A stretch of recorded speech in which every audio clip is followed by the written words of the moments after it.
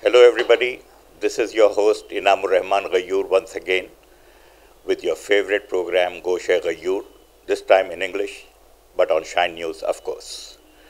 Today we discuss Netaji Subhash Chandra Bose, India's most under-recognized, victimized and I would say underrated hero.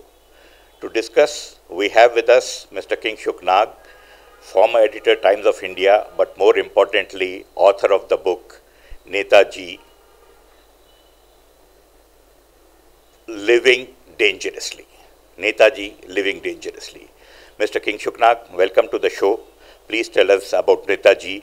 You agree with Justice Mukherjee report that there was no crash on that day, so Netaji may not have died in that crash of 1945. There are two aspects to Netaji about which there is a mystery. One is whether he died in that air crash, which he of course did not. The other thing is that his role in the freedom of India has been unrecognized. Even if we have a dispute about what happened to him in that so-called air crash, there can be no dispute about his role in getting India to freedom. The fact of the matter is that the British left India only because of Netaji. Yes, the British left India only because of Netaji. This is not written in our history books, which give undue importance to the role of the Congress and the Quit India movement. But the fact of the matter is that only after the Indian National Army came up, the Indian National Army fought the British, lost the battle and the war, but it is only because of INA that the British left India. How? Because the British had controlled India through using Indian troops at the command of British officers, and they used the Indian troops to keep India intact under the British Empire. But with the formation of the Indian National Army, especially after the war, when 3 INA officers were put up for trial at Red Fort, one Hindu, one Muslim and a Sikh, there was a lot of information about what the INA had done. During the wartime, there was strict military censorship, so there was no information coming, so Indians did not know what this Indian National Army was doing. But once these trials were being held at Red Fort, which is an open trial, people came to know about their heroics. And there was a lot of sense of pride in what they had done, and a sense of a rebellion, I could say, came in the ranks of the Indian Army also. So the British realized that they could not hold on to India anymore, because the loyalty of the British Indian troops could never be taken for granted. So much so that Lieutenant General S.K. Sinha, who retired as Governor of Assam and Jammu and Kashmir, and was a very celebrated soldier, he was in 1946, had been deputed to Army headquarters as a young captain, and he relieved a British officer, and perchance he came across some secret files which showed that how the British suspected the loyalty of Indian officers and said they cannot be taken for granted anymore. Number two, there was also a plan called which was called Operation Gondola, by which there were detailed evacuation plans of the 43,000 British men who were in India, because they expected that there will be a revolt by Indians once more. And unlike in 1857, when the British were able to defeat the Indian rebel forces with the use of other Indian forces, this would no longer happen. So in any way, they were expecting that they'll be thrown out of India, lock, stock and barrel. This they did not want. And therefore, after the war, when there was no pressure, they decided to grant freedom to India. They wanted to leave in peace and keep their commercial interests intact. But this is not shown in Indian history books. You have talked of the trial of INA officers, after which things came out. But prior to the Netaji going out of the country, there was a lot of victimization of him by the Congress High Command and people, the political class of that time, especially the top brass. The talk of a Congress High Command came into popular usage only after Mrs. Gandhi came as Chief of Congress. But the fact of the matter is that during Mahatma Gandhi's time also it was a High Command. High Command is nothing but a coterie of people in those days close to Mahatma Gandhi used to control the Congress. And every year they used to push one gentleman as leader of the Congress, as the Congress president. But the real power reposed in Mahatma Gandhi. He exactly used to decide what is going to happen.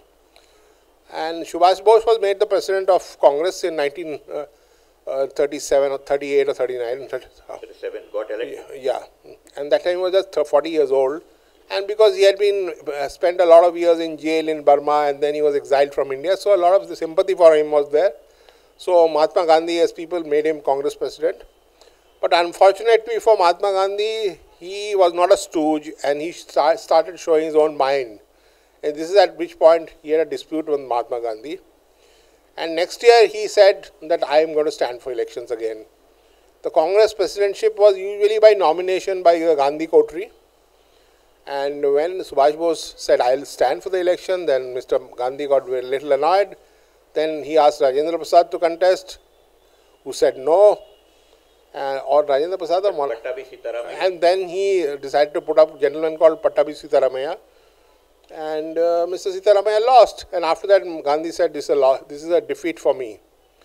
And then after smarting under the defeat of this loss, Mr. Gandhi decided to make life very difficult for Subhash Bose. And Gandhi's men passed a resolution in the Congress Working Committee that all the members of the Working Committee, next new members, would be those who had been nominated by Mr. Gandhi. That is, Mr. Netaji would form his Congress Working Committee only with the support of Mr. Gandhi. But then Mr. Gandhi played dirty. He refused to nominate anybody. So Mr. Subhash Bose was left alone, along with his brother, who was also part of the important member of the Congress, Sarat Chandra Bose. And ultimately, he resigned because he was forced to resign. And the moment he resigned from the Congress, the British government realized that he is now alone, so they put him in jail. On page 132 of your book, Mr. Nag, your book, very well written book, I must say it's a must read for every thinking Indian. So in the page 132, you have point blankly taken shots at Nehru and Patel, accusing them of agreeing to India's independence at the cost of partition. How much do you justify it? I think by that time what had happened was that even Mr. Mahatma Gandhi, who was ruling the coterie of Congress, had become irrelevant. Because if you ask me, if I state bluntly, Mr. Nehru and Patel were becoming old and they wanted to rule over the country. And so when Mountbatten came up with the plan of the British plan of partitioning the country, they agreed and acquiesced, which they should not have, I think. Mr. Subhash Chandra Bose, Netaji, was let down by not just his former INA colleagues, celebrated colleagues like General Shahnawaz, Colonel Bhonsle, Colonel Sehgal. He was also kind of let down by his own family members. They were too much under the watch, but they were also giving in to the demands of Nehru, I would say, and keeping quiet. That's true.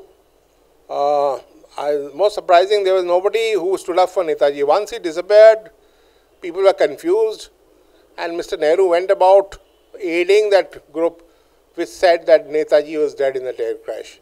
And there were a lot of suspicions then. In 1956, the first commission was set up, which was headed by Shahnawaz Khan, which had Netaji's brother, and the committee gave a report that he in fact died in an air crash, though his brother dissented. And his dissension was not taken seriously, and a lot of doubts persisted that what happened to him. And in the meanwhile, I think Mr. Nehru tried to soften some of the close associates of Nehru, and a lot of them got employment with the government in some positions. A lot of them became diplomats. Some of them became politicians, like Shahnawaz Khan, who was Deputy Minister for Railways and later Minister of State, I think, and Major General J.K. Bhosle. So these gentlemen took no interest. His own family member also not took any interest. Sarat Chandra Bose, his elder brother, who would have taken interest, died by 1949. And though there were a lot of members of Netaji's family, who, including his own brother, who suspected, but they were not a strong group. So it prevailed in the country, that view that he died in an air crash. And even today, a lot of people believe, when you say that he did not die in the air crash, even though a commission of inquiry has said so, headed by Justice Mukherjee of Supreme Court, still they don't believe. Justice Mukherjee's report states that there was no crash on that day, and hence there was no reason to believe that Subhash Chandra ji could have died on that day. But after that, this episode about the Gumnami Baba, who appeared in Ayodhya and lived there for many years, what is the mystery surrounding him? First of all, we don't know whether Gumnami Baba was Netaji, because it's most unlikely that a person like Netaji, such a tall personality, would live a life of a recluse in a city. Actually, there are a lot, the mystery has got deepened recently, much after I wrote the book, because certain people are suggesting, some French researchers, that he was actually arrested in Saigon by the French, who were controlling Vietnam at that time. And that what happened to him, we don't know. He was taken into French custody because this researcher has found some files which will be opened, which are still secret and will be opened about 100 years hence. So we don't know. So there is another angle being thrown that the French could have arrested him. The usual belief of people like me is that he escaped to Soviet Russia. From there, we don't know what happened to him. Because Stalin possibly lost interest in Netaji. We believe that Stalin had taken interest in Netaji because he thought he can use him as a countervailing power in India. But if we go through the records, diplomatic records of those times, which are being declassified, we find that Nehru's men were trying to woo Stalin.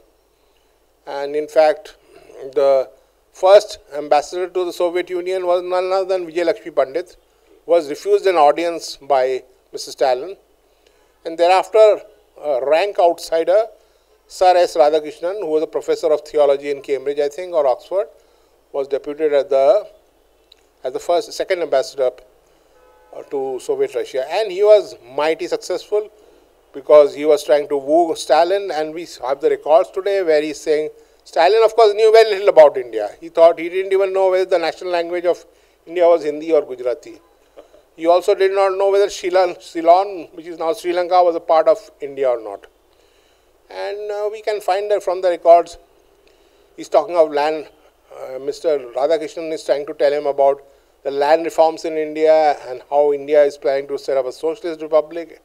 And Stalin is nodding in agreement and all that. So I think within a few years he had been softened, and then Stalin died also. And if Netaji was in their custody, then his use to the Soviet Russia was also minimized. A word about the secular characteristics of Netaji Subhash Chandra Bose. I think India would have taken a much better secular path had he been at the helm of affairs. How do you rate? Of course, he was a highly secular man. And if you know, he made an Indian National Army. The British Indian Army was not a national army. They had regiments based on castes and communities. So you have Dogra regiment, you have got Maratha regiment, you have got Punjab regiment. But Netaji said, we'll have a national army. All people in one regiment, mixed regiments we will have with a common kitchen. So that was to foster a sense of nationalism. He also coined the word Jai Hind. So if Netaji had been around, and even if Nehru had been the Prime Minister, my guess is that within 5-10 years, he would have replaced Nehru, because in a first national election in 1957, second one, he would have beat Nehru. About his ministry formation, his part in the ministry, how the ministry was formed in pre-partitioned India. You mean to say Netaji's? Bengal, the ministry formation in Bengal. Even in the ministry formation in Bengal, you see, in those days, lot of all sorts of elements were together. Shyam Prasad Mukherjee, who later became a Hindu Mahasabha leader, who was later the founder of BJP, Jan Sangh, which later has metamorphosed into BJP, was the finance minister of Bengal under the under a Muslim League chief minister, Fazlul Haq, who later became Prime Minister of Pakistan, I think. So there were a lot of, the communal turn in India had not taken so fast. It's only closer to the partition, I think, things took a very communal turn. And there were no tall leaders from Indian side who could stop it. Mr. Mahatma Gandhi went to Nuakhali. When India's partition was being discussed, the resolution was that India would be partitioned and be given freedom was announced on 3rd June 1947 by Mr. Mountbatten at a press conference in Delhi. And Mahatma Gandhi did not give any reaction because he was mourn breath that day. Within 10 days, the Congress Working Committee agreed with the proposal except Aruna Asaf Ali, who dissented. So the Congress party played a great role in acquiescing for the partition of India. And if they had not, then maybe you not got a freedom in 1947, but within few years you would have got. So I think, and this communal thing is a most recent origin, I think. It has to do something with how close to the partition, and until today we are facing these problems relating to partition.